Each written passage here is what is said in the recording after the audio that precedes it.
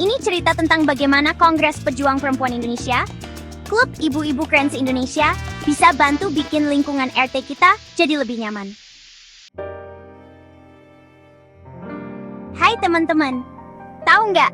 Kadang di lingkungan rumah kita ada masalah kecil tapi bikin sebel.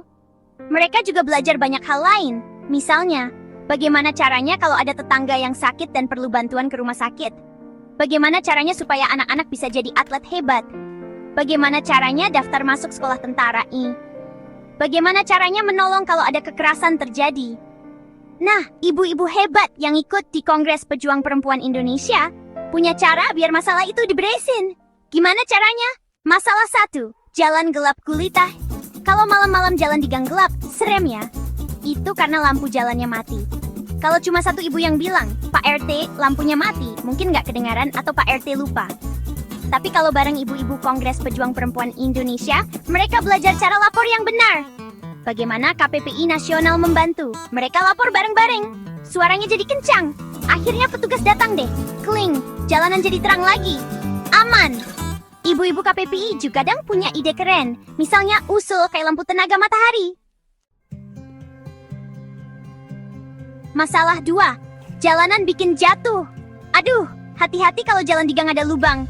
Bisa bikin jatuh pas naik sepeda atau jalan kaki. Kalau cuma satu ibu yang ngomel sendiri, jalannya nggak langsung mulus kan? Nah, kalau sama KPPI, ibu-ibu bisa foto bareng-bareng jalan yang rusak. Bagaimana KPPI Nasional membantu? KPPI memfasilitasi pemetaan kerusakan jalan dan pelatihan proses pengajuan perbaikan. KPPI melakukan advokasi dan mendorong gotong royong untuk perbaikan sementara.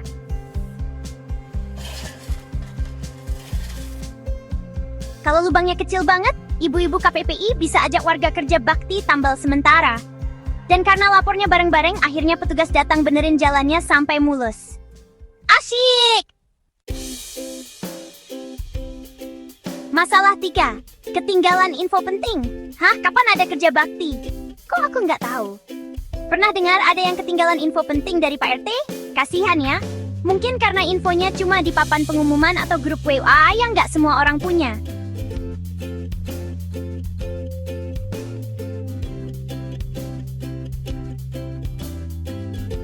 Ibu-ibu KPPI bisa bantu jadi tukang pos info yang baik.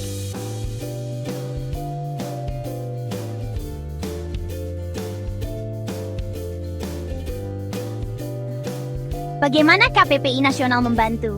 Menjadi kanal informasi alternatif dan terpercaya. Anggota KPPI yang aktif bisa dilatih menjadi agen informasi di lingkungannya. Pelatihan keterampilan komunikasi dan literasi digital. Memberikan pelatihan kepada anggota tentang cara berkomunikasi yang efektif, cara memverifikasi informasi anti-hoax, dan cara menggunakan media sosial atau aplikasi pesan secara bijak untuk menyebarkan informasi lingkungan. Berbagi model komunikasi efektif. Mengumpulkan dan menyebarkan contoh-contoh sukses dari berbagai daerah tentang cara RT RW kelurahan menyebarkan informasi secara efektif. Mendorong feedback ke pengurus lokal. Memberdayakan anggota untuk berani memberikan masukan konstruktif secara kolektif kepada pengurus RT RW kelurahan mengenai sistem penyebaran informasi yang dirasa kurang efektif. Didukung oleh contoh nyata warga yang tidak mendapat info. Jadi, nggak ada lagi deh yang ketinggalan info penting. Semua jadi tahu dan bisa ikut kegiatan bareng. Masalah 4, air keran kotor. Waduh, air kerannya kok keruh atau bau? Atau kadang airnya mati. Susah deh mau mandi atau minum. Kalau cuma satu ibu yang lapor ke kantor air, mungkin dicuekin. Kalau sama KPPI, ibu-ibu bisa catat bareng-bareng, hari ini airnya keruh, kemarin airnya mati. Terus, mereka lapor ke kantor airnya bareng-bareng bawa catatan. Biar kantor airnya tahu kalau masalahnya serius.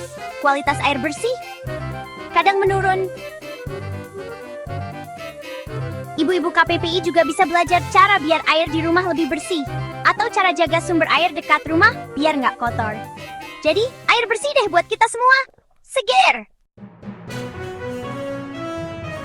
Nah, keren kan ibu-ibu KPPI? Mereka belajar bareng, kerja bareng, dan bicara bareng-bareng biar suara mereka didengar.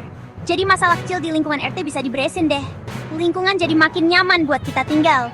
Hore!